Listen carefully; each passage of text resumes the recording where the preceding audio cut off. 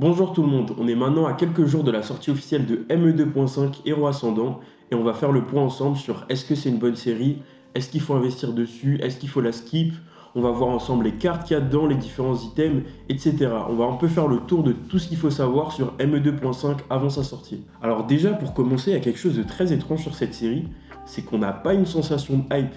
Ça se retrouve aussi bien sur le prix des précommandes, où aujourd'hui pour le tripack on va être à 25 €, sachant que le prix conseillé de vente ça va être 20 €, donc 5 € de différence c'est absolument rien. Pour le TB qui est l'item le plus prisé autant des scalpers que des investisseurs que des collectionneurs, on est aujourd'hui à 85 €. Donc 85 € c'est super bas, contrairement à ce qu'on a pu avoir par le passé sur EV8.5 ou bien EV10, où là ça dépassait les centaines d'euros. Et ce manque de hype il se limite pas du tout à 2.5 mais en global, on l'a déjà vu avec ME2 ou bien même avec ME1 où il n'y a pas eu énormément de hype au final et où tout le monde a pu se procurer des items. C'est en partie expliqué par le fait que ça soit plus produit, mais on a aussi une sensation de déhype sur Pokémon avec du stock en magasin, les prix des ETB de V qui stagnent un peu, voire qui baissent même des fois. C'est en partie dû au crash entre guillemets de ME2 où il y a beaucoup de stock qui est resté en magasin, ce qui est inhabituel pour du Pokémon. Même des UPC ou bien des ETB qui sont des produits de luxe, qui normalement s'arrachent en magasin, bah là on a pu en retrouver des mois après encore en stock quoi. On va pas se mentir, je pense aussi que ça soit dû à l'effet One Piece. J'ai fait une vidéo là-dessus, je vous la mettrai ici, mais en gros avec la hype de One Piece, il y a énormément de personnes qui venaient investir sur du Pokémon, qui donc là vont se déporter sur One Piece. Donc en soi, c'est pas un problème selon moi qu'il y ait un peu moins de hype, mais c'est quand même étonnant parce qu'avec ME2.5, on tient une série qui est tout bonnement exceptionnelle. Eh oui, selon moi, ME2.5, c'est une série de fous. Franchement, on a énormément de cartes déjà en termes de profondeur de set, c'est dingue. Faut savoir qu'aujourd'hui, on est entre 250 et 300 cartes prévues. On sait pas encore exactement vu que la série n'est pas sortie officiellement et que c'est un mélange entre Mega Dream et les decks qui sont sortis au Japon. Mais en tout cas, en termes de profondeur de set, c'est immense. Avec des cartes d'une qualité, franchement, c'est incroyable en termes de SAR, d'AR et même les cartes méga attaque qui sont la nouvelle rareté. Pour ces cartes-là, on ne sait pas encore trop comment se positionner. On ne sait pas si c'est équivalent full art. On ne sait pas si ça va coter beaucoup, si ça va pas beaucoup coter. On verra avec le temps un peu les taux de drop, etc.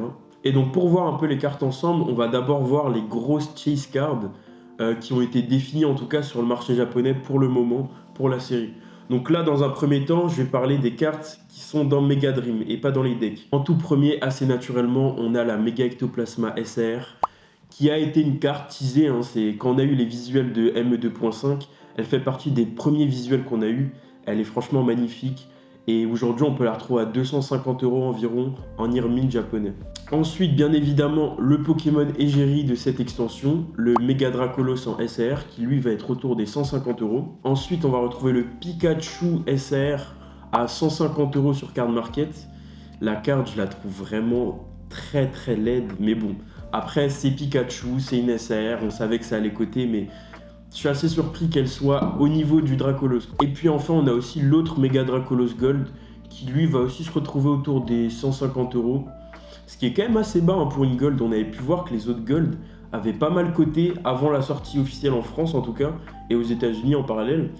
Mais là, 150 € pour une Gold, je trouve que c'est vraiment pas immense. Pourtant, Dracolos, c'est un Pokémon très populaire et la carte est pas horrible. Si on aime les Gold, elle est pas mal. Donc bon, ça nous fait quand même pas mal de cartes au-dessus des 150 €. Donc à voir avec la sortie en France et aux États-Unis comment est-ce que ça se profile.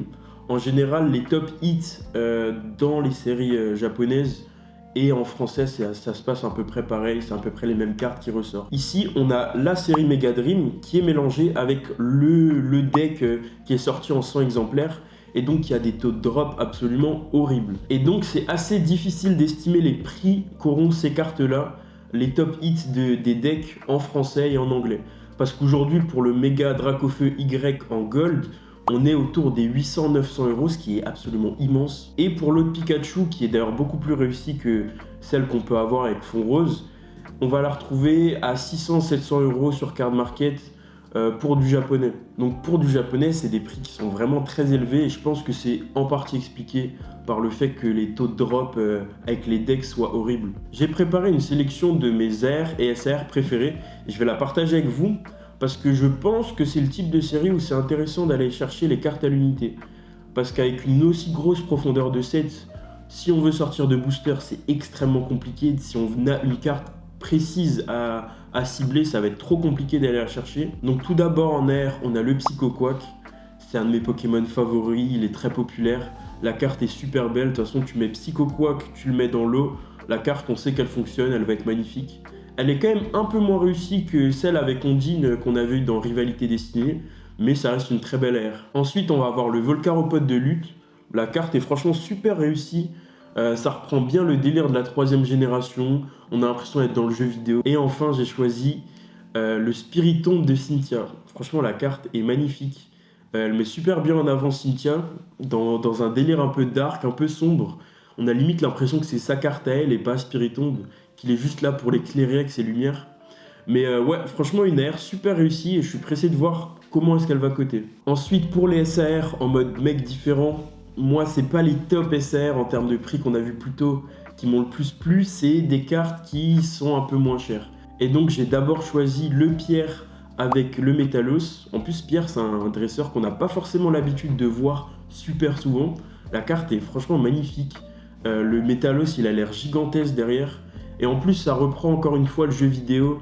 Et on sait que c'est des cartes qui sont super appréciées, les cartes qui reprennent des phases, des dresseurs, des environnements du jeu vidéo. Ensuite, j'ai choisi le Zoroark de N, qui est magnifique, illustré par Reita Kozama, qui est la personne qui a illustré aussi d'ailleurs le garde-voir en SR de Mega Evolution 1. Et franchement, cette composition un peu en vitrail, j'aime beaucoup. En plus, on a N. C'est juste un peu dommage que ça soit Zoroark au final, qui n'est pas un Pokémon exceptionnel selon moi. Mais franchement, la carte est magnifique, elle est incroyable. Je pense que je vais me la procurer. Et enfin, ma carte coup de cœur de ME2.5, qui est magnifique et je comprends pas parce qu'elle a reçu beaucoup de critiques alors que franchement, je la trouve magnifique. C'est la Mewtwo de Giovanni qui est en plus illustrée par Mitsuhiro Arita, qui est un des plus grands illustrateurs de toute l'histoire de Pokémon. La carte, je la trouve absolument magnifique. Effectivement, la tête de Giovanni est un peu étrange, mais en dehors de ça, elle est dingue. Pour ma part, j'irais même jusqu'à dire qu'elle est top 2, top 3 des plus belles illustrations de Mewtwo qu'on a eues sur l'ère moderne. Quand je dis ère moderne, je prends depuis Noir et Blanc, on va dire. Elle est franchement incroyable cette carte et elle cote pas trop cher. Donc bon, moi je pense que je vais me la prendre et qu'elle va monter avec le temps. Donc globalement sur ME2.5, franchement, presque tous les hits sont magnifiques et réussis. Ce ne sera pas des clims, même si on n'a pas la chase card, on aura une bonne carte. Sauf 2 cartes que j'ai trouvées franchement horribles. En premier temps, il y a le Favianos. La carte est très belle encore une fois, mais juste Favianos, on s'en fout. C'est pas un Pokémon hype, on l'a vu avec Fab Nébuleuse, les cartes valent rien.